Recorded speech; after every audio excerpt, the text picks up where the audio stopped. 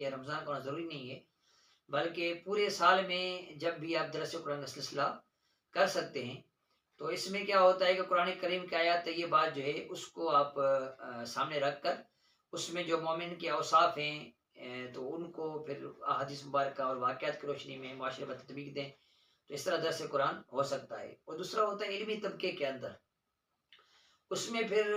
کچھ چیزوں کو ملحوظ نظر رکھنا پڑتا ہے۔ ایک تو یہ رکھنا پڑتا ہے کہ جو آیت آپ بیان کرنا چاہ رہے ہیں جس کا خلاصہ، تو اس کا پچھلے آیت سے کیا ربط ہے، پہلے یہ، اور دوسرا پھر کہ اس کا شان نزول کیا ہے۔ اچھا، اس کے بعد پھر